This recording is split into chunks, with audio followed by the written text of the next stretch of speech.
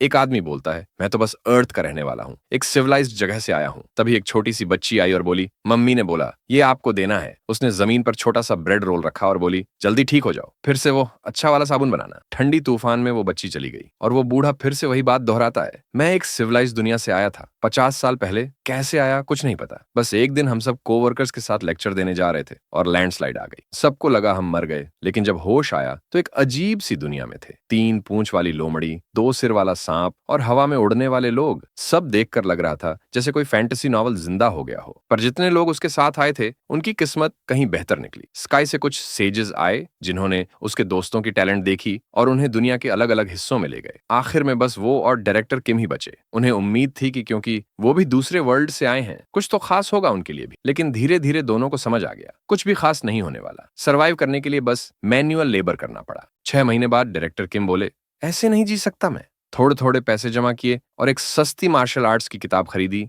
वही जो रोड पर बिकती है।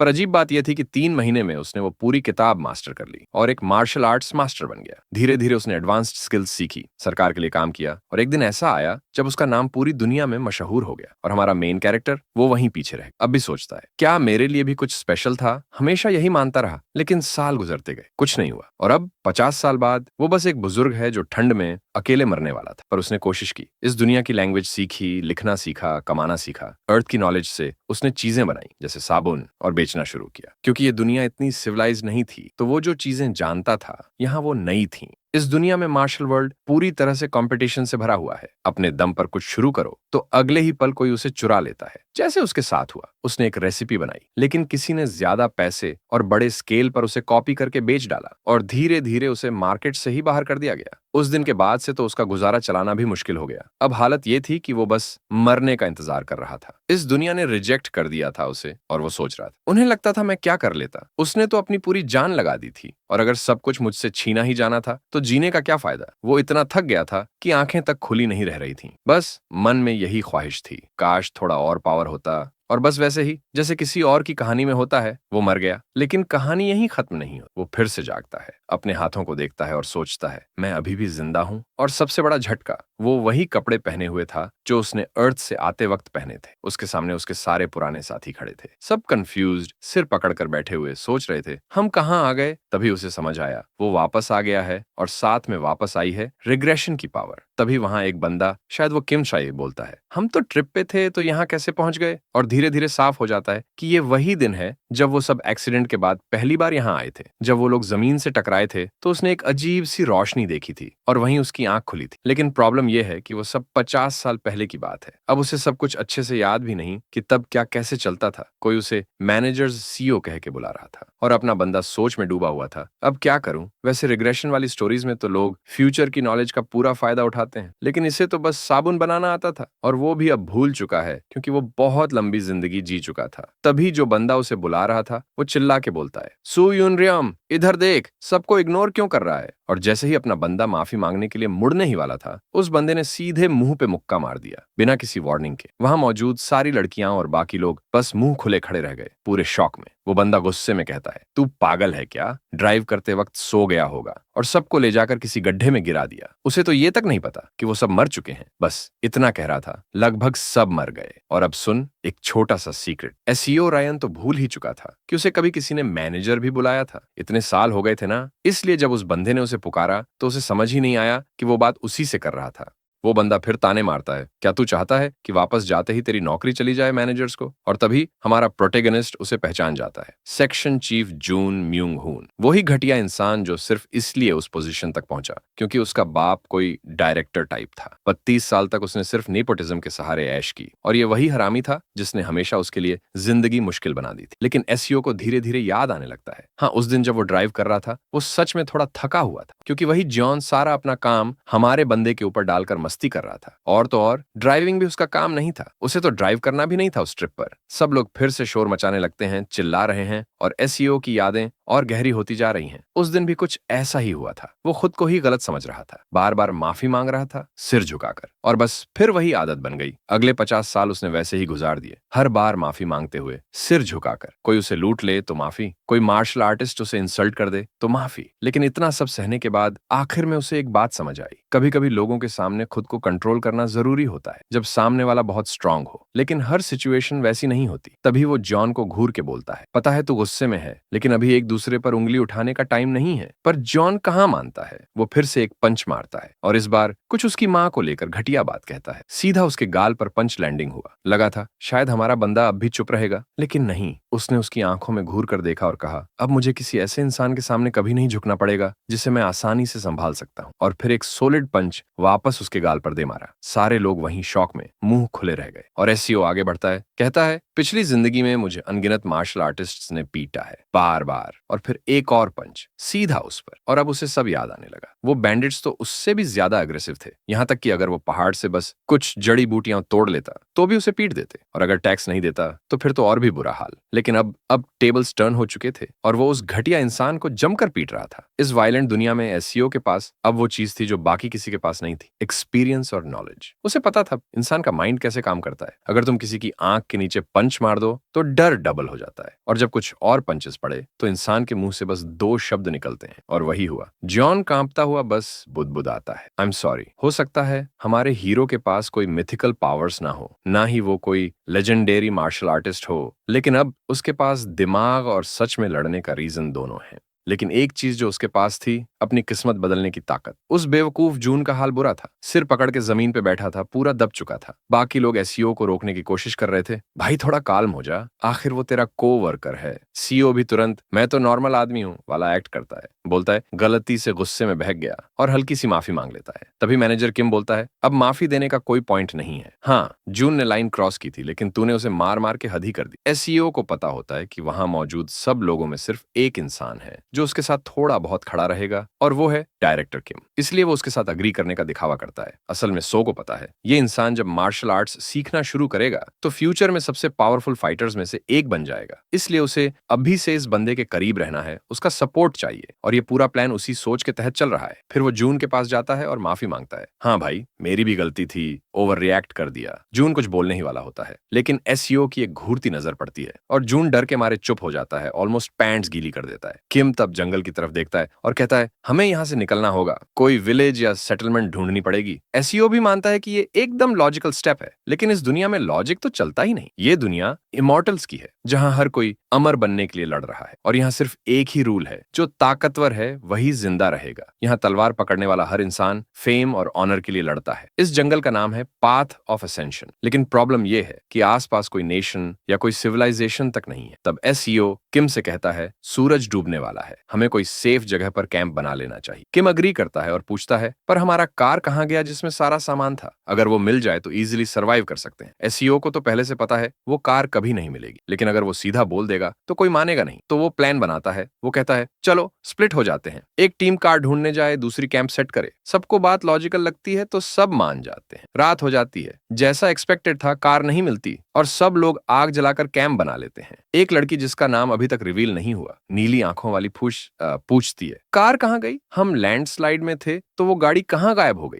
किम और बाकी सब लोग कहते हैं, हमें खुद कुछ नहीं पता, तू हमसे ही पूछ रही है। सबके चेहरे कंफ्यूज्ड हैं, कोई कुछ नहीं जानता। अब सब लोग वहां कुछ चेस्टनट्स खा रहे होते हैं जो सरप्राइजिंगली काफी टेस्टी लगते हैं, और सायु बोलता है, मैं रास्ते में और ले आया हूं तो टेंशन मत लो। इस पर मैनेजर उसकी तारीफ करता है, हालात तो बहुत टफ हैं, लेकिन तेरी वजह से चीजें बेकाबू नहीं हो रही। वो कहता है कि कंपनी के टाइम से ही उसे पता था तू एक ऐसा इंसान है जिस पर भरोसा किया जा सकता है। और अब उसे याद आता है कि शायद एसईओ सच में बहुत थका हुआ था, क्योंकि जंग ने सारा अपना काम उसी के सिर डाल दिया। वहीं वो लड़की जिसकी आंखें पीली हैं बोलती है, मैनेजर तो हमेशा से ही बड़ा मेहनती रहा है, लेकिन एसईओ को अंदर से पता होता है ये सब लोग जो अभी उसकी तारीफ कर रहे हैं आगे चलकर सब धोखा देंगे। ये सब छोटे शैतान हैं, और वो पहले से जानता है, एक एक करके सब उसे छोड़ देंगे। पिछली जिंदगी में सायु को ये केव रात के अंधेरे में घंटों पैदल चलने के बाद मिली थी, और अब वो झूठ बोलता है कि बस किस्मत से ये जगह मिल गई। मन ही मन सोच रहा होता है, ये आखिरी रात है जब हम ऐसे हंस पा रहे हैं, इसका पूरा फायदा उठा लेना चाहिए। थोड़ी देर बाद चांद की रोशनी में वो कांपते हुए बोलता है, फॉरेस्ट के लॉर्ड का स्वागत। और सामने खड़ा होता है एक 3 पूंछ वाला लोमड़ी, 3-tailed फॉक्स। वो क्रीचर एसईओ को देखता है और कहता है, इस इंसान की स्मेल बड़ी अजीब है। हजारों साल जिए हैं मैंने, पर ऐसी महक कभी नहीं आई। इस बीच जो लोग केव में सो रहे थे वो बाहर निकलते हैं और सबके होश उड़ जाते हैं। एसईओ को अपनी पिछली जिंदगी की बात याद आती है। वो सबको इंस्ट्रक्ट करता है, घुटनों के बल झुको और फॉरेस्ट लॉर्ड का सम्मान करो। उस पर लोमड़ी बोलती है, हर बार जब मैं इंसानों से मिलती हूँ मुझे याद आता है कि ये कितने बेहुदा और बदतमीज होते हैं, वरना मैं अब तक सबके हाथ पैर उखाड़ चुकी होती। लेकिन एक ने जंगल का सम्मान करना सीखा है, इसीलिए आज वो सबको माफ किया जाएगा। लेकिन माफी की भी एक कीमत है। वो कहती है, ये जगह मेरे जंगल की टेरिटरी है और यहाँ रुकने के लिए एक को अपनी बांह देनी होगी। सीओ को याद आता है, पिछली बार जब ये लोमड़ी आई थी तो कोई नहीं जानता था कि क्या करना है। सब लोग डर से चिल्लाने लगे थे और नतीजा, उस क्रीचर ने सबके हाथ पैर उखाड़ दिए थे। आधे मरे छोड़ दिए गए थे सब, लेकिन इस बार कुछ अलग है। लोमड़ी को उसका एटीट्यूड पसंद आ रहा था। फिर भी वो अपनी जीभ छाटते हुए पूछती है, तो अब बताओ किसका आर्म जाएगा? सीयू के लिए ये कोई बड़ी बात नहीं थी। पिछले जन्म में उसने देखा था कि सब लोग कैसे अपनी लिम्स खो बैठे थे, तो एक आर्म देना कोई बड़ी कीमत नहीं थी। और फिर कुछ लोग बाद में आकर सबको हील कर देते हैं। यही तरीका था जिससे वो सब बचे थे। और तो और सीयू पहले से जानता था कि कुछ ऐसा हो सकता है, इसलिए उसने पहले से एक हर्ब तैयार कर रखा था जो पेन को कम करता है। और अब पूरी हिम्मत के साथ वो कहता है, मैं अपना हाथ देता हूँ। सब लोग हक्का बक्का रह जाते हैं और लोमड़ी 1 सेकंड की भी देर नहीं करती। वो बस सीधा गया और लड़के का पूरा हाथ चबा गया, जैसे ऐसे ही खा जाएगा। सबको वो दर्द फील हुआ और लड़का फौरन जड़ी बूटी लेने गया। जब भी वो खा रहा था, वो फॉक्स बोला कि उसको लगा था टेस्ट कुछ अलग होगा स्मेल की वजह से, पर इंसान तो इंसान ही निकला। एक्चुअली और भी खराब टेस्ट था, क्योंकि उसके वेन्स बहुत इम्प्योर लगी। सीओ पूरा टूटा हुआ माफी मांगता है कि ऑफरिंग शायद अच्छी नहीं थी, लेकिन तभी फॉक्स उसकी तरफ देखता है और बोलता है कि चलो ठीक है, अब तुम लोग मेरी टेरिटोरी में 7 दिन तक रह सकते हो, कोई नहीं मरेगा मेरी डिविनिटी की वजह से। इतना बोल के वो फॉक्स चला जाता है। बाकी लोग वहां आ जाते हैं और सायु से पूछते हैं, तू ठीक है? वो बोलता है हाँ, और कहता है कि उसे केव तक ले चलो। चूंकि वो सबसे पहले फॉक्स से मिला था, उसने बाकी लोगों के आने से पहले उससे बात की थी और इस दुनिया के बारे में थोड़ा जाना। वो बताता है कि अब वो लोग धरती पर नहीं है। ये सुनकर सब डर जाते हैं, ऐसा कभी इमेजिन भी नहीं किया था। लेकिन फिर सोचते हैं, 3 पूंछ वाला फॉक्स देख लिया है तो हाँ, अब सब सच लगने लगा है। सायु अपना कटा हुआ हाथ दिखाता है और कहता है कि कम से कम 1 हफ्ता तो सेफ हैं वो लोग उसकी वजह से। बाकी पूछते हैं कि उसके बाद क्या, तो वो जवाब देता है, कुछ और सैक्रिफाइस करना पड़ेगा। सब परेशान हैं, लेकिन स्यू कहता है कि वो बहुत थक गया है, थोड़ा रेस्ट चाहिए और उम्मीद करता है कि सब समझेंगे। रात हो जाती है और लगता है कि जैंग ने कुछ कहा था, क्योंकि अब सब उसी के साथ हैं। हमारा बंदा बस सुन रहा है कि कोई बोल रहा है, तो क्या अब हर हफ्ते कोई ना कोई आर्म या लेग देगा? अडीडास वाला बंदा कहता है, पर हम सायु को ऐसे ही छोड़ नहीं सकते, वो बहुत काम आया। उसने जगह ढूंढी और अपना आर्म भी दे दिया। जैंग फिर भी बोलता है, जब तक फायदा है यूज करो और फिर छोड़ दो। वैसे भी उसका एक आर्म जा चुका है, ज्यादा दिन नहीं टिकेगा। जैंग अपनी छोटी मोटी प्लानिंग में लगा हुआ है, पर स्यू वहां चुपचाप खड़ा है, हाथ जेब में डाले ऑरा फार्म कर रहा है और सुन चुका है कि ये लोग उसे हर हफ्ते काट काट कर ऑफर करना चाहते हैं। वो एक भारी सा पत्थर उठाता है, सोचते हुए कि इस प्लान से वो बिल्कुल भी खुश नहीं है। लेकिन फिर याद आता है, जो वायलेंस उसने पिछले 50 सालों में सीखी है, उससे जंग को बिना हाथ के भी मिटा सकता है। जंग पीट करके कुछ बोल रहा है और हमारा बंदा सोच रहा है, मार दूं या नहीं। एक गहरी सांस लेता है, पत्थर नीचे रख देता है और खुद से कहता है, अभी नहीं। इस टाइम सबकी सोच पे डर हावी है। अगर उसने ज्यादा रूटलेस डिसीजन लिया तो डायरेक्टर किम के साथ फ्यूचर रिलेशन और कॉम्प्लिकेटेड हो जाएंगे। तभी पीछे से किसी ने जंग को चिल्ला के कहा, चुप हो जा, नहीं तो टांगे तोड़ दूंगा। जे ने नोटिस किया, चाहे जंग कितनी भी प्लानिंग कर ले, कुछ लोग अभी भी उसके साइड में हैं। रात हो गई और नया दिन आया। उस फॉक्स के उल्टा, जिसने किसी का आर्म खा लिया था, अब एक दो मुंह वाला सांप आया,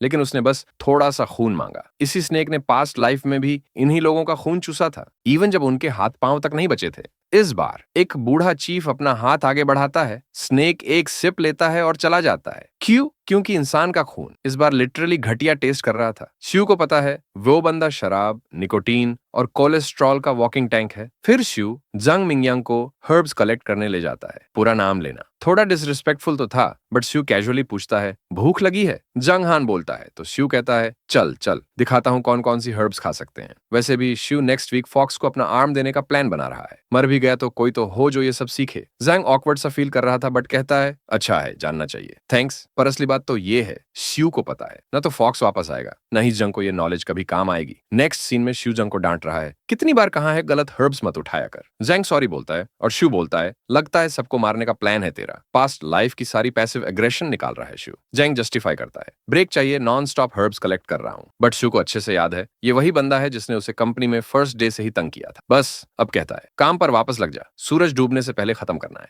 थोड़ी देर बाद जंग को एक बड़ा सा गिनसेंग मिल जाता है। पूछता है, यह नॉर्मल है क्या? श्यू बोलता है, लग तो नॉर्मल ही रहा है, जबकि दोनों को पता नहीं है। It's actually a yellow bamboo root. शायद फॉरेस्ट ऑफ एसेंशन का असर है।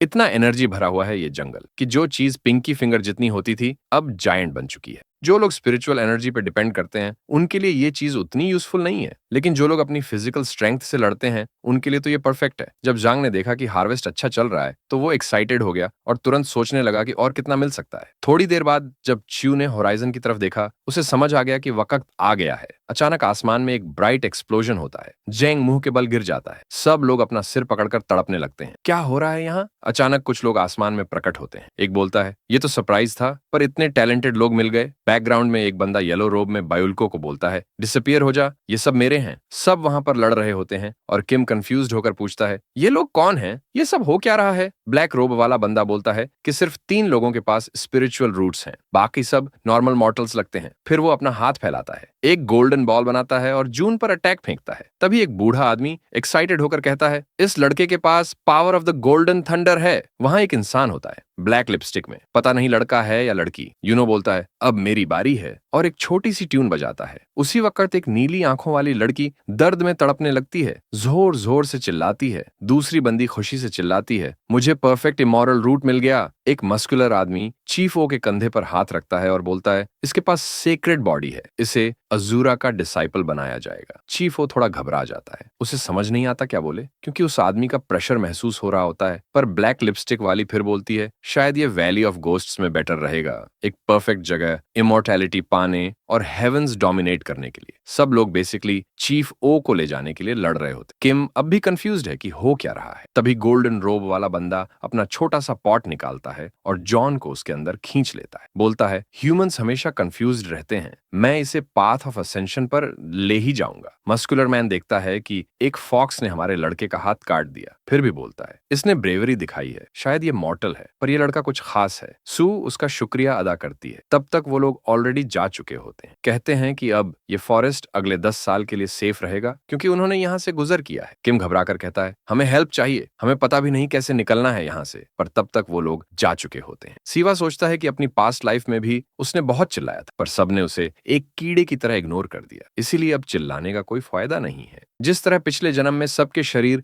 वापस रिस्टोर हो गए थे, वैसे ही इस जन्म में उसका हाथ भी वापस आ गया। लेकिन किम अब सोच रहा है कि इतने खतरनाक जंगल में वो लोग जिंदा कैसे रहेंगे। अजीब बात यह है कि आसमान में बहुत सारी सितारें एक ही डायरेक्शन में जाती नजर आ रही हैं और वो सोचता है, ऐसा क्यों हो रहा है। अगले दिन गुफा के अंदर एक लड़की दर्द में है, खून थूक रही है। वहीं दूसरी लड़की जो हरे कपड़ों में है, पहले ही समझ चुकी थी कि शायद ये लड़कियां इतनी इंपॉर्टेंट नहीं हैं, क्योंकि आज तक किसी को उनके नाम भी नहीं पता। वो लड़की कहती है कि उसकी दोस्त जो पिंक कपड़ों में है, उसकी हालत बिल्कुल भी ठीक नहीं लग रही। अब क्या करें? सीवा बस कहता है कि थोड़ी देर और इंतजार करो, क्या पता कोई आ जाए उसे हील करने। अगर ऐसा हुआ तो बहुत बड़ी कोइंसिडेंस होगी। ग्रुप को ये बात थोड़ी अजीब लगती है, लेकिन तभी कोई गुफा के अंदर आता है और बोलता है, तुम लोग यहाँ तड़पते हुए ऐसे लग रहे हो जैसे चींटियां किसी ड्रैगन को हराने की कोशिश कर रही हो। किम पूछता है, तुम कौन हो? वो आदमी खुद को इंट्रोड्यूस करता है, सी ड्रैगन किंग सी व्हील नी सिंह फर्स्ट नेम। वो ये भी कहता है कि वो स्टॉर्म को कंट्रोल कर सकते हैं, और जब उन्होंने देखा कि यहाँ बारिश हो रही है तभी वो यहाँ आए। जमीन पर जो लड़की पड़ी थी उसने किसी तरह की मैजिक से ये सब कर डाला। सी व्हील को ये अजीब लगता है क्योंकि वो लड़की तो एक नॉर्मल औरत लग रही थी, फिर उसमें इतना पावर कैसे हो सकता है, और ऊपर से वो तो कॉन्शियसली वेदर को कंट्रोल भी नहीं कर रही थी। ये और भी ज्यादा अजीब था। सी व्हील कहता है कि असल में कंफ्यूज तो ये लोग हैं, ये लोग अभी ज्यादा टाइम पहले यहाँ आए नहीं हैं और तभी से पावरफुल लोग बार बार यहाँ दिख रहे हैं। ऐसा लग रहा है कि कोई उनके साथियों को उठा ले जा रहा है। सी व्हील हंसते हुए कहता है कि लगता है उसके कुछ और कॉलीग्स पहले से यहाँ आ चुके हैं और इस ग्रुप में पोटेंशियल देख चुके हैं। ये ऑलमोस्ट आयरॉनिक है कि अब कन्वीनियंटली वो भी इसी औरत के सामने आ गया है। फिर वो किम से पूछता है कि क्या ये मॉर्टल समझता है कि वो कहाँ है। ये जगह है पाथ ऑफ असेंशन, एक परफेक्ट जगह जो अपर वर्ल्ड तक जाने का रास्ता है, और कुछ महीनों में यहाँ पर गेट ऑफ असेंशन खुलेगा। ये गेट हर 1000 साल में सिर्फ एक बार खुलता है। और इसी वजह से कई तरह की क्रीचर्स और लोग इस जगह इकट्ठा होते हैं ताकि उस दरवाजे को पार कर सकें, और इसलिए इतनी अजीब अजीब लोग यहाँ दिख रहे हैं। सी व्हील तो सब समझता है, लेकिन किम अब भी ये सोच रहा है कि उसके बाकी साथियों को इंसेक्ट जैसी चीजों में क्यों ले जाया गया। व्हील जवाब देता है कि एक मॉर्टल के लिए ये सब समझना मुश्किल है। इस दुनिया में तो लोगों के लिए मैजिक से चीजों का साइज बड़ा या छोटा करना नॉर्मल सी बात है। शायद जिन लोगों ने उसके दोस्तों को लिया, वो पूरा का पूरा सेक्ट या ग्रुप किसी एक ऑब्जेक्ट के अंदर कैरी कर रहे हैं। उनका प्लान है कि वो सबको उस गेट के पार ले जाएं, उसी ऑब्जेक्ट के अंदर जिसमें खुद सी ड्रैगन का कास्टल छुपा हुआ है। वहां उस जगह पर 8,000 से ज्यादा ड्रैगन सो रहे। अब ये पता नहीं कि वो ड्रैगन्स क्रीचर्स की बात कर रहा था या ड्रैगन ग्रुप के मेंबर्स की, क्योंकि फिर वो कहता है कि ये लड़की कुछ अलग ही किस्म की है। अगर ये ग्रुप में शामिल हो गई तो इसके पास कुछ एक्स्ट्रॉर्डिनरी बनने का मौका होगा। किम उसे रोकने की कोशिश करता है और कहता है,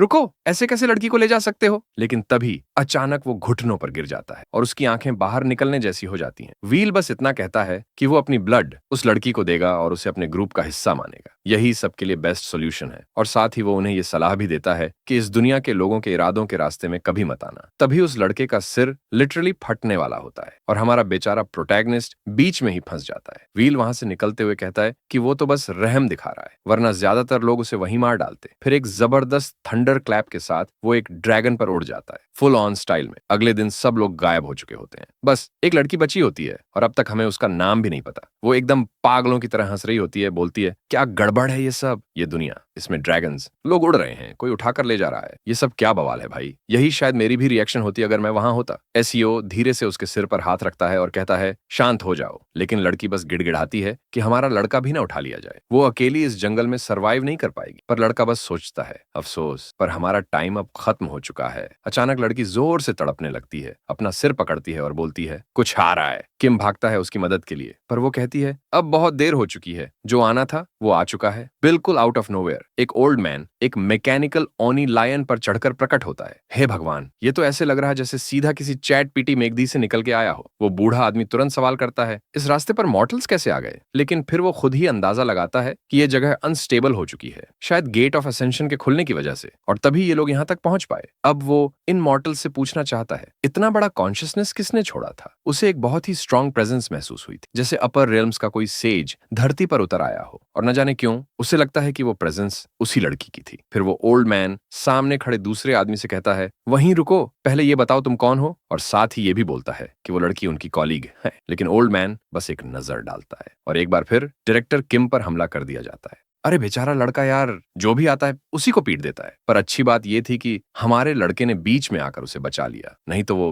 बंदा शायद मर ही जाता। लेकिन उसकी पसलियां तो बिल्कुल चकनाचूर हो गईं। फिर वो अजीब सा ओल्ड मैन आता है, लड़की का चेहरा अपने हाथों में लेता है और कहता है, इस बच्ची को मैं अपने साथ ले जाऊंगा। उसके पास कोई सॉलिड फाउंडेशन नहीं है, लेकिन उसकी कॉन्शियस वाली टैलेंट को देखकर वो उसकी पावर अवेकन कर सकता है। लड़की रो रही होती है, दोनों को पुकार रही होती है, लेकिन वो आदमी कहता है, अब इन वर्ल्डली कनेक्शंस को छोड़ना ही बेहतर है, खासकर अब जब मैंने ये ऑफर दे दिया है। इतना सुनते ही वो दो लोग हवा में उड़ने लगते हैं और लग रहा था जैसे वो उन्हें मार ही देगा ताकि लड़की मजबूरी में मान जाए। लेकिन लड़की चिल्लाकर कहती है, ठीक है, मैं मानती हूँ, बस इन्हें मत मारो। ओल्ड मैन कहता है कि उसे अब दुनिया से जुड़े सारे रिश्ते भूल जाने चाहिए। लड़की कहती है, ठीक है। वो दो लड़कों को छोड़ देता है, लेकिन फिर अचानक उन पर वार करने को तैयार हो जाता है। कहता है, अगर ये जिंदा रहे तो तू उनसे हमेशा जुड़ी रहेगी। उफ, फिर उसने एक पोर्टल खोल दिया जिससे वो दोनों पास वाले शहर में लौट सके। कितना हम्बल है ना। बाकी जो लोग आए थे उन्होंने तो इतना भी नहीं किया। वैसे सच तो ये है कि बाकियों के पास कोई चॉइस भी नहीं थी, क्योंकि उन्हें तो सीधा उस चीज के अंदर खींच लिया गया था, और उस अजीब ओल्ड मैन की छोटी सी रिंग के जरिए वो लोग बस लड़की की आवाज सुन पा रहे थे जो उन्हें पुकार रही थी। लेकिन अब बस अलविदा। दोनों की आंखें एक वीरान सी जगह में खुलती हैं। वहां लोग स्क्रिप्चर्स और कपड़े बेच रहे होते हैं, किसी जगह पर जिसका नाम है यंगॉक। सी की आंखें खुलती हैं उस गली में और वो सोचता है, मैं आखिर कहाँ हूँ? अरे हाँ, पिछले जन्म में तो वो यहाँ कभी नहीं गिरा था, तो अब उसे कुछ भी पहचान में नहीं आ रहा। लगता है उस ओल्ड मैन ने सच बोला था, उसने उन्हें रैंडमली कहीं भी फेंक दिया। लेकिन फिर भी न जाने क्यों सी को ऐसा लग रहा था जैसे ये जगह थोड़ी सी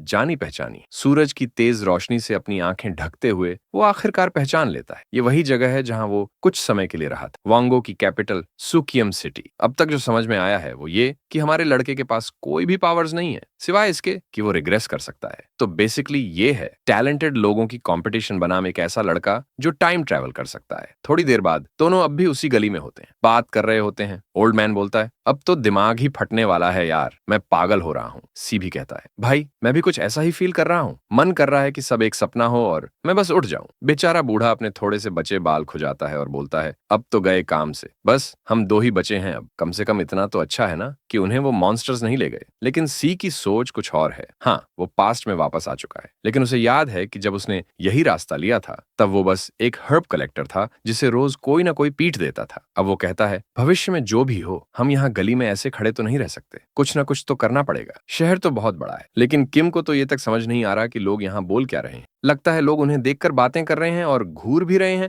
लेकिन किम को कुछ समझ नहीं आ रहा। सी बोलता है, वो लोग हमारे कपड़ों को देखकर हंस रहे हैं, चारों तरफ लोग चाइनीज बोल रहे हैं, लेकिन ये दोनों कोरियन हैं। किम थोड़ा कंफ्यूज्ड है, लेकिन सी कहता है, मैंने बचपन में चाइनीज सीखी थी। लेकिन बूढ़ा, जो उनकी फटी हुई पीठ देख रहा है, ज्यादा परेशान है और फिर पता चलता है वो चाइनीज है ही नहीं। सिंबल्स थोड़े मिलते हैं पर आवाजें एकदम अलग हैं। पिछली जिंदगी में उसे इन लोगों की बातें समझने में 2 महीने लग गए थे, वो भी भिखारियों की गालियां सुन सुनकर। लेकिन अब ये सब सोचने की जरूरत नहीं। सी कहता है, सबसे पहले तो नए कपड़े लेने होंगे, लेकिन किम परेशान है, पैसे भी नहीं है और लैंग्वेज भी नहीं आती, करेंगे क्या? सी एक हर्ब शॉप जाता है और बूढ़े के हाथ में एक मोटी सी जिनसेंग फेंक देता है। बूढ़ा शॉक में आ जाता है, तुरंत पहचान जाता है, ये येलो बैम्बू रूट 800 साल पुरानी है, तो अच्छे पैसे देने पड़ेंगे। बूढ़ा फटाफट 15 सिल्वर इंगोट्स देने को तैयार हो जाता है। गंभीर पैसा है। सी भी हैरान हो जाता है, पिछली जिंदगी में तो उसने कभी इतना पैसा इकट्ठा नहीं किया था। मैं तो सोच रहा था कि वो थोड़ा बार्गेनिंग करेगा, लेकिन बंदा असली भिखारी था, सीधा हाँ कर दी। थोड़ी ही देर बाद वो एक बड़ी सी हवेली में होते हैं, जो शायद सी ने रेंट पे ली या खरीद ली। वो मिस्टर किम को कहता है, अब मैं तुम्हें इस जगह की लैंग्वेज सिखाऊंगा। सब कुछ बड़ी आसानी से हो गया लगता है, लेकिन ये है पैसे की ताकत। प्रॉब्लम ये है कि इस घर को लेने, दोनों के लिए फेक आइडेंटिटी बनवाने और कपड़े लेने में सारा पैसा उड़ गया। बस एक छोटा सा सिल्वर इनगट बचा है और डायरेक्टर को दिख भी रहा है कि सी की पीठ अभी तक खून से भरी है। हे भगवान, अब तो जाकर उसकी ड्रेसिंग करवा लो, वरना इन्फेक्शन हो जाएगा और फिर से रीइंकारनेट होना पड़ेगा। तभी किम कहता है, अब मैं तुम्हें मैनेजर नहीं बुलाऊंगा, अब से तुम सू यून यून हो। थोड़ी देर बाद वो बताता है, ये सारा पैसा उन हर्ब्स की वजह से मिला था, लेकिन दिक्कत ये है कि जब हर्ब्स खत्म हो जाएंगे तब क्या करेंगे? तो सबसे पहली और सबसे जरूरी चीज है ऐसा तरीका ढूंढना जिससे लगातार पैसे कमाए जा सके। मिस्टर किम पहले से ही सोच रहे हैं कि बाकी की जड़ी बूटियां बेचकर थोड़ा पैसा जमा कर लिया जाए और फिर कोई बिजनेस शुरू किया जाए। सू को पता है कि ये आदमी पहले एक बड़ी कंपनी संभाल चुका है, तो स्ट्रेटेजी तो सही है, इससे कम से कम जीने का इंतजाम हो जाएगा। पर अब सिर्फ जीना उसके लिए काफी नहीं है। वो टाइम ट्रैवल करके आया है और इस बार वो बड़ा सपना देखेगा। उसे पता है कि मिस्टर किम एक मार्शल जीनियस भी है। उसने सड़क किनारे बिकने वाली सस्ती किताबें पढ़ पढ़कर कुछ ही महीनों में मास्टर बन गया था। फिर उसे थोड़ी एडवांस टेक्निक्स मिल गईं और वो इस दुनिया का एक टॉप ग्रेड मास्टर बन गया। अब सोचो, अगर उसे शुरू से ही एडवांस टेक्निक्स मिल जाएं तो हो सकता है वो इस दुनिया का सबसे ताकतवर सोर्ड्समैन बनने में 30 साल पहले ही बाजी मार ले, और जाहिर है तब तक सू भी उस फायदे में डूबा रहेगा। वो मिस्टर किम को बुलाकर कहता है कि इस दुनिया में मार्शल आर्ट्स बहुत ज्यादा मायने रखती है। शायद अगर वे कोई बिजनेस शुरू करते हैं और वो चल निकला तो उन्हें अपनी रक्षा करनी भी आनी चाहिए। मिस्टर किम बोलते हैं कि उन्होंने मार्शल आर्ट्स के बारे में सुना तो है, लेकिन उन्हें लगता है कि ये सिर्फ उन्हीं को सिखाई जाती है जो किसी सेक्ट से जुड़े हो। तो फिर वो लोग कैसे सीखेंगे? सू को समझ आ गया कि किम को मार्शल वर्ल्ड की थोड़ी बहुत जानकारी है, वो पूरी तरह नासमझ नहीं है। वो बताता है कि इस शहर में 7 प्रसिद्ध सेक्ट्स हैं। डेमन स्लेयर सेक्ट है, ब्लाइंडिंग सेक्ट है, और मैं सारे नाम तो नहीं गिनवाऊंगा वरना भूल जाओगे, लेकिन चलो बता ही देता हूँ। डीमन स्लेयर सेक्ट तलवार और ब्लेड टेक्निक्स यूज करती है। फिर है बुद्धिस्ट टेम्पल, जो वैसे शांत दिखने वाले लेकिन घातक मूव्स से फाइट करते हैं। फिर है हाउस सेक्ट, जो बहुत ही स्मार्ट और स्ट्रेटेजिक होते हैं। और एक है 7 मिस्ट्रीज सेक्ट। इनमें से 3 सेक्ट्स डिमोनिक हैं। इनके बारे में ज्यादा कुछ पता नहीं, बस इतना कि ये विचक्राफ्ट में माहिर है, और हाँ, ये लोग अक्सर इलीगल कामों में भी लिप्त होते हैं। फिर वो पूछता है, किम तुझे इनमें से कौन सी सेक्ट पसंद है? गुल जवाब देता है, भाई ऑब्वियसली डेमन स्लेयर सेक्ट। एक असली मास्टर को तलवार और ब्लेड टेक्निक्स ही सीखनी चाहिए। सू खुश है कि उसने अपने पिछले जीवन वाला रास्ता खुद ही चुन लिया, बिना उसे मनाए। किम पूछता है, लेकिन तुझे ये सब पता कैसे चला? सू कहता है कि जब वो पहचान बनवाने और सौदेबाजी में लगा था तो कुछ लोगों की बातें सुन ली, और बस यहाँ हमारी पहली टाइम स्किप। 3 महीने बीत चुके हैं। अब वो दोनों सेक्ट के गेट के सामने खड़े हैं और वहां के लोग पूछते हैं, तुम यहाँ क्या कर रहे हो? हमारा प्यारा एसईओ बाईं तरफ खड़ा है और कहता है कि उसने अपने बड़े भाई को साथ लाया है। जो मार्शल आर्ट्स सीखने में इंटरेस्टेड है। सामने जो लड़का रॉक और गोकू जैसे कपड़े पहने हैं वो ज्यादा एक्साइटेड नहीं दिख रहा, लेकिन कपड़ों से ही साफ पता चल रहा है कि ये दोनों कुछ अमीर लगते हैं और फिलहाल सेक्ट को पैसों की जरूरत भी है। फिर भी वो माफी मांगता है और कहता है कि इस उम्र में मार्शल आर्ट्स सीखना बहुत मुश्किल होगा। ऐसे वो फिर भी जिद करता है और कहता है कि कम से कम उन्हें किसी सीनियर डिसाइपल या एल्डर से तो मिलने दो, और उसी वक्त एक सिक्का चुपचाप उसकी हथेली में रख देता है। कुछ देर बाद सेक्ट के अंदर एक आदमी पूछता है कि क्या ये दोनों वाकई में सिर्फ सेल्फ डिफेंस के लिए मार्शल आर्ट्स सीखना चाहते हैं। हमारा लड़का ढेर सारे सिल्वर इनगट्स टेबल पर रख देता है और कहता है हाँ, बस सेल्फ डिफेंस के लिए ही। जैसे ही वो बूढ़ा आदमी पैसों की चमक देखता है वो तुरंत मान जाता है। वो कहता है कि ठीक है, इन्हें एक्सटर्नल डिसाइपल्स बना सकते हैं, लेकिन एक बात साफ है, डोनेशन देने से कोई स्पेशल ट्रीटमेंट नहीं मिलने वाला। और हाँ, हम सिर्फ एक ही को एडमिट करेंगे। किम इस पर कुछ कहने ही वाला था कि हमारा लड़का बीच में ही बोल पड़ता है, परफेक्ट है। वो आदमी बोलता है ठीक है, तो फिर वहां आ जाओ और बाकी डिसाइपल्स के साथ जुड़ जाओ। किम थोड़ा कंफ्यूज्ड होकर पूछता है कि क्या सिर्फ उसे ही मार्शल आर्ट्स सीखना है? अगर पता होता कि इतना महंगा होगा तो कोई और तरीका सोचते। हमारा लड़का मुस्कुराकर कहता है टेंशन मत ले, मैं खुद कभी स्पोर्ट्स में अच्छा नहीं था, जब तक मैं बिजनेस संभालता हूं तू मार्शल आर्ट्स सीख ले। बूढ़ा आदमी शुक्रिया बोलता है, लेकिन फिर भी कहता है कि उसे नहीं लगता कि वो कुछ ज्यादा सीख पाएगा। लड़का कहता है पहले कोशिश तो कर, फिर फैसला लेना। और अब एक और टाइम स्किप। 7 महीने बाद सेक्ट के अंदर कंपटीशन चल रहा है। एक बड़ा आदमी जो सिंहासन पर बैठा है पूछता है ये लड़का है कौन? जाहिर है ये मिस्टर किम ही है, जिसने बाकी सारे डिसाइपल्स को बुरी तरह हरा दिया। मार्शल आर्ट्स में मास्टरी का मतलब है उसके असली मतलब को समझना और अपने शरीर को उससे अलाइन करना। कम नॉलेज वाला व्यक्ति ज्यादा से ज्यादा थर्ड रेट वॉरियर बन सकता है, और उससे ऊपर जाने के लिए नॉलेज और मेहनत दोनों चाहिए हो। बाकी डिसाइपल्स उस पर हमला करते हैं, चिल्लाते हैं तू आउटसाइडर है, तू हमें कभी नहीं हरा सकता। पर असल में कुछ लोगों में ऐसा टैलेंट होता है कि वो सारी नॉलेज और मेहनत को हंसी में उड़ा देते हैं। उनमें इतना रॉ टैलेंट होता है कि वो कई कई स्टेजेस को एक साथ क्रॉस कर सकते हैं।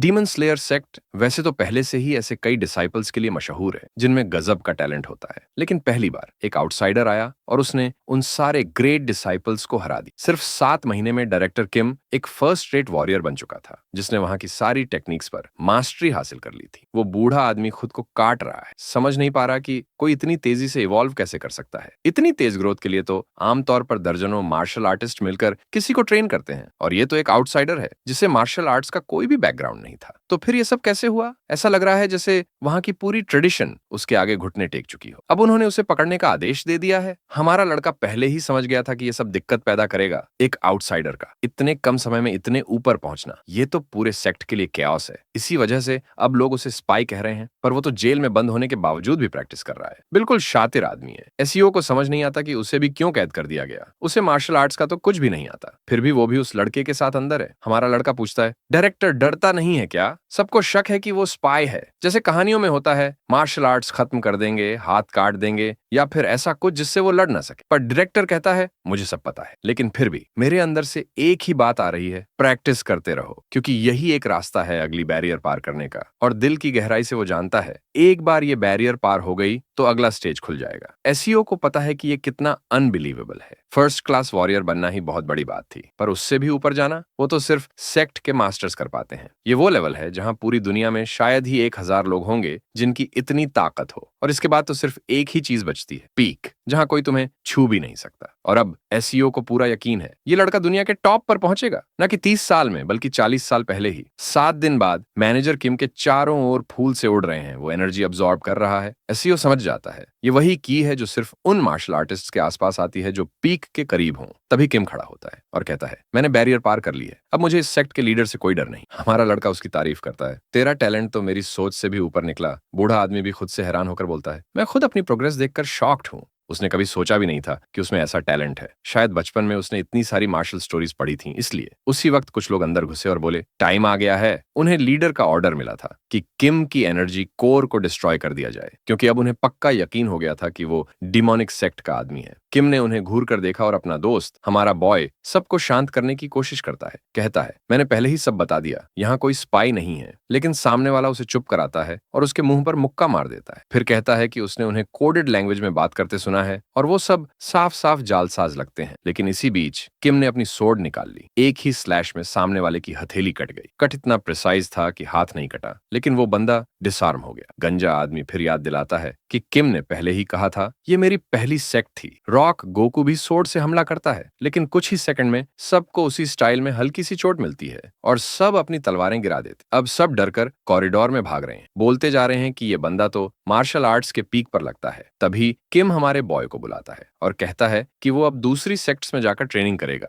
और पूछता है तू क्या करेगा? हमारा बॉय भी चालाक है, तुरंत बोलता है मैं भी चलूंगा। वो दोनों सोचते हैं कि शायद अनऑर्थोडॉक्स ड्रैगन सेक्ट जा सकते हैं। ओल्ड गाय कहता है कि वो वहीं मिलेगा और अगले सीन में वो पहले से ही एक पहाड़ी की चोटी पर खड़ा है और डैम, किम की सोर्ड पहले से खून में सनी हुई है। वो पूछता है कि सीओ को आने में इतना टाइम क्यों लगा और वो हंसते हुए कहता है हाँ, डायरेक्टर मुझसे थोड़ा तेज है। और जैसे ही वो किम की तलवार की हालत देखता है, उसे समझ आ जाता है कि ये आदमी असल में वायलेंट नहीं था, पर ये दुनिया उसे बदल चुकी है। उसका सपना है कि कभी अर्थ की पीसफुल लाइफ में वापस जा सके। अगर उसे कभी वापस लौटने का मौका मिले तो वो वहीं जाएगा। अब वो इस दुनिया की हिंसा से थक चुका है, लेकिन फिलहाल इन बातों से फर्क नहीं पड़ता। अब तो वो यहीं है और जो करना पड़ेगा करेगा, सिर्फ सरवाइव करने के लिए। पहली सेक्ट ने जो धोखा दिया था, उसके बाद उन्होंने ड्रैगन्स हाउस पर हमला किया और सब कुछ अपने कब्जे में ले लिया। 2 साल बाद उन्होंने वांगा रीजन में कदम रखा और कई सेक्ट्स को हराते गए। तीसरे साल तक उसने सभी सेक्ट्स के एम्बलम्स काट दिए। थोड़े ही समय में उसे सबसे मजबूत मार्शल आर्टिस्ट कहा जाने लगा और इसी फेम को उसने यूज किया सभी सेक्ट्स को एक साथ लाने के लिए, एक बड़ी अलायंस बनाने के लिए। भाई, अब तो 7 साल बीत चुके हैं। किम और डायरेक्टर अब भाई जैसे थे। उनकी एज डिफरेंस को इग्नोर करते हुए उन्होंने मिलकर हमारे बॉय के लिए एक खास मार्शल आर्ट भी तैयार की। मिस्टर किम ने उसे एक किताब दी और बताया इस टेक्निक का नाम है माउंटेन कटर। उसने ये टेक्निक हमारे लड़के की टैलेंट को ध्यान में रखकर बनाई और उसे पूरा यकीन था कि वो पीक तक पहुंच सकता है। सीओ भी हैरान था। ये टेक्निक वाकई में अब तक देखी गई सबसे शानदार चीज थी, लेकिन एक ऑब्वियस दिक्कत थी। हमारे लड़के में बिल्कुल भी टैलेंट नहीं था। वो दुनिया के सबसे ताकतवर मार्शल आर्टिस्ट से सीख रहा था, जिसने एक खास मार्शल आर्ट सिर्फ उसी के लिए बनाई थी। फिर भी पूरे 1 साल प्रैक्टिस करने के बाद वो बस 3rd रेट वॉरियर बन पाया। इस पर वो खुद कहता है शायद मुझसे नहीं होगा। उसमें मेडिसिन का टैलेंट है और शायद यही उसकी जिंदगी की राह है। हर इंसान के पास अलग अलग एरियाज में टैलेंट होता है और फिर एक दिन जब 1 दशक बीत चुका था, उसे एक झलक मिली उस लेवल की जिसके बारे में बस लेजेंड्स में सुना था। दुनिया की 5 एनर्जीज एक इंसान के अंदर मर्ज हो गई। बूढ़े को अचानक द्वारा सा पड़ता है, उसका शरीर मरोड़ने लगता है। ये क्या? उसके बाल लंबे हो जाते हैं और काले हो जाते हैं। सायो उसे बुलाता है और अचानक वो बूढ़ा बंदा एकदम हैंडसम बन जाता है। लंबे बाल, मस्कुलर बॉडी, ये था स्केलेटल रिकॉन्स्ट्रक्शन, जिससे नया शरीर बनता है। अगले चैप्टर में हमारा लड़का बोलता है कि अब तो ये बंदा उससे भी जवान लग रहा है। किम हंसते हुए कहता है कि सच में अब वो खुद को जिंदा महसूस कर रहा है, जैसे कुछ भी कर सकता है। हमारा लड़का उसे बधाई देता है, कहता है कि दुनिया तो अब इस स्केलेटल रिकॉन्स्ट्रक्शन से डर जाएगी। इस पर किम खड़ा हो जाता है और कहता है कि अब मार्शल अलायंस की लीडरशिप किसी और को देनी होगी। हमारा लड़का पूछता है कि किसे देने की सोच रहा है। किम कहता है कुछ लोग टैलेंटेड हैं, लेकिन मार्शल आर्ट्स की असली एसेंस को कोई समझ नहीं पाया। सायो बोलता है कि वो खुद ही तो एकमात्र ऐसा बंदा है जो इस एसेंस को समझता है। अगर वो किसी और अपने जैसे जीनियस की तलाश कर रहा है तो वो बहुत मुश्किल होने वाला है। किम खिड़की से बाहर देखते हुए कहता है कि उसने अपनी एक्सपेक्टेशंस काफी लो कर ली थी, लेकिन फिर भी कोई भी उस लायक नहीं निकला और अब कहानी में 15 साल का टाइम स्किप हो गया है। हमारे लड़के को एसेंशन के रास्ते पर चले हुए 35 साल हो चुके हैं और अब वो 65 साल का हो चुका है। उसे जानना है कि किम अब क्या कर रहा है। स्केलेटल रिकंस्ट्रक्शन के 1 साल बाद किम ने लीडर की पोजीशन किसी और को सौंप दी और खुद वहां से चला गया। वो चाहता था कि वो हमारे लड़के के साथ रिटायरमेंट ले, लेकिन उसे अलायंस की स्ट्रेटेजी संभालने के लिए वहीं रहना पड़ा। किम ने कहा था कि वो इस दुनिया में घूमना चाहता है और शायद इसी वजह से वो हमारे लड़के की रिटायरमेंट सेरेमनी में नहीं आ पाया। अब वो एक खूबसूरत गार्डन में टहल रहा है और कहता है कि ये जगह कुछ ज्यादा ही शांत। उसने अपनी रिटायरमेंट के पैसों से ये शानदार मैंशन खरीदा है। ये जगह थोड़ी बड़ी थी और वो उसमें अकेला था, बस यही एक कमी थी। तभी झाड़ियों के बीच कुछ हलचल हुई और जब उसने देखा तो वहां किम था। उसके लंबे बालों को देखकर अब भी आदत नहीं हुई। हमारा लड़का पूछता है कि वो कहाँ था इतने सालों से और अब क्यों आया, लेकिन किम चुपचाप घास पर गिर जाता है और सायो को बुलाता है। फिर वो कहता है कि उसे सच में लगता था कि उसे मार्शल आर्ट्स का आशीर्वाद मिला है। हमारा लड़का कहता है मिला ही था, अगर तू जीनियस नहीं था तो फिर कौन था? किम जवाब देता है हाँ, इस साधारण लोगों की दुनिया में मैं वाकई में अलग था। प्रोटैगनिस्ट हंसते हुए कहता है बिल्कुल, तू आम कैसे हो सकता था? फिर किम एकदम गंभीर हो जाता है। वो बताता है कि उसने एक असली प्रैक्टिशनर से लड़ाई की थी 35 साल पहले, जैसे लोग, जैसे वो जिसने उड़कर उनके दोस्तों को उठा लिया था। सियोभान जानता है कि ऐसे लोग आसानी से सामने नहीं आते। ये लोग छाया की तरह दुनिया को अंधेरे से कंट्रोल करते हैं। जब मार्शल अलायंस ने ताकत बढ़ाई तो ये लोग उसे इन्फ्लुएंस करने लगे। कोई भी उनका विरोध नहीं कर सकता था क्योंकि उन्हें रोकना मतलब पूरी नेशन को चुनौती देना था और इसीलिए उनकी हर बात मानी जाती थी। इसी वजह से किम ने ये जगह छोड़ी। वो इन लोगों से एक इंसान के रूप में लड़ना चाहता था, किसी मास्टर के रूप में नहीं, ताकि अलायंस पर इसका असर ना पड़े। किम बताता है कि उन्हें ढूंढना बहुत मुश्किल था, लेकिन आखिरकार उसने एक को ढूंढ ही लिया। ज्यादातर ने उसे नजरअंदाज किया, कहा कि तू इमॉर्टल है, लड़ाई के लायक नहीं। सभी गायब हो जाते, इल्यूजन्स यूज करते, कोई लड़ना ही नहीं चाहता था। लेकिन 5 साल पहले उसे एक ड्यूअल मिला। साइओ पूछता है, क्या तू जीता?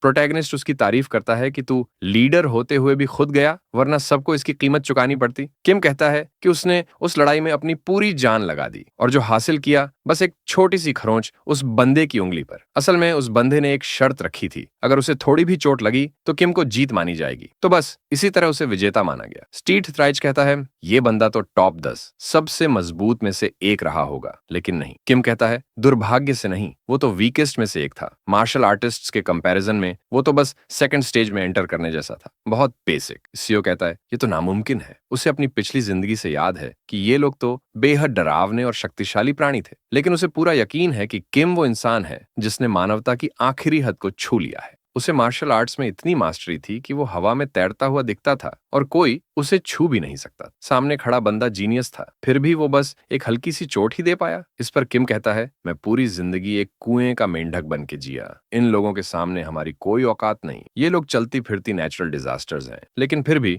आज मैंने उनमें से एक का हाथ काट दिया। हमारा बंदा एक्साइटेड होकर पूछता है, तो तू जीत गया? किम कहता है, नहीं। उस बंदे ने हाथ पर एक टैलिस्मैन लगाया और रिजेनरेट हो गया। बस खत्म। असल दिक्कत अब ये है कि किम को लग रहा है उसने मार्शल आर्ट्स की लिमिट तक पहुंच चुका है और अब वो अपने दोस्त को अलविदा कहने आया है। क्योंकि जब उस बंदे ने किम का ट्रेनिंग और विल पावर देखा तो उसने कहा कि वो उसे अपनी सेक्ट में ले लेगा। अब वो मार्शल आर्टिस्ट नहीं रहेगा, बल्कि अब वो कल्टीवेशन का रास्ता अपनाएगा। सीओ शॉक्ड हो जाता है, ये तो इम्पॉसिबल है। कल्टीवेटर बनने का मतलब है मॉर्टैलिटी को छोड़ना, और ये तभी पॉसिबल है जब किसी के पास स्पिरिचुअल रूट हो। किम फिर एक्सप्लेन करता है कि उसकी स्केलेटल ट्रांसफॉर्मेशन ने उसे उसी लेवल पर पहुंचा दिया है जहां कल्टीवेटर्स पैदा होते हैं। यानी उसने पूरी जिंदगी ट्रेनिंग करके वो चीज पाई जो दूसरों को जन्म से मिलती है। फिर वो हवा में एक कट करता है और कहता है, मैं जा रहा हूं। वो लिटरली किसी दूसरे प्लेनेट में एंटर कर रहा है, लेकिन जाते जाते अपने दोस्त के लिए एक लास्ट गिफ्ट छोड़ जाता है, एक स्क्रोल। उस स्क्रोल में लिखा था कि कैसे कोई इंसान मार्शल आर्ट्स के जरिए कल्टीवेशन हासिल कर सकता है। स्टू उदास हो जाता है, उसका दोस्त उसे छोड़कर जा चुका था। समय बीत गया, वो फिर खांस रहा था। दुनिया बहुत क्रूल है। इस दुनिया में आए उसे 50 साल हो चुके थे, लेकिन आयरनी ये थी अब भी वो एक सिंपल कोल्ड से मर रहा था, जैसे अपनी पहली जिंदगी में मरा था। डेस्टिनी कुछ ऐसी थी जिससे कोई बच नहीं सकता। अंत में बस घर और कपड़े बदले थे। मौत उसी दिन आई, लेकिन इस बार उसे अफसोस नहीं था। उसने अपनी जिंदगी पूरी तरह जी, पिछली बार की तरह रिग्रेट्स नहीं छोड़े। खुद को हर वक्त बिजी रखा, खूब पढ़ा, खूब प्रैक्टिस की, शादी या नॉर्मल लाइफ की तरफ देखा तक नहीं। इसी डेडिकेशन की वजह से वो रीजन के सारे मार्शल सेक्ट्स को यूनाइट कर पाया। उसे फेम, वेल्थ और हर वो चीज मिली जो मॉर्टल वर्ल्ड दे सकती थी। लेकिन अब इस मोमेंट में उसे अंदर से खालीपन क्यों लग रहा है? क्या अगर वो और किम थोड़ा और ट्राई करते तो क्या वो हेवंस तक पहुंच सकते थे? दुर्भाग्य से अब उसका शरीर ये जवाब कभी नहीं जान पाएगा। सिर्फ एक गहरी पावरलेसनेस की फीलिंग रह गई, एक और जिंदगी और एक और डिसअपॉइंटमेंट, और यहीं खत्म होता है उसका सेकंड रिग्रेशन। अब आप एक काम करो, इस वीडियो को लाइक कर दो ताकि मैं और जूसी कंटेंट बना सकूं, और हाँ, वो लिटिल बेल आइकॉन भी दबा देना। अब बस मैं एक्साइटेड हूं ये देखने के लिए कि आगे क्या होगा। वो अलग अलग जिंदगियां जीने वाला है, हर बार कुछ नया एक्सपीरियंस करेगा। हर जिंदगी से वो क्या सीखेगा? इंटरेस्टिंग लग रहा है ना? मैं तो इसमें पोटेंशियल देख रहा हूं। बस आज के लिए इतना ही। देखने के लिए शुक्रिया।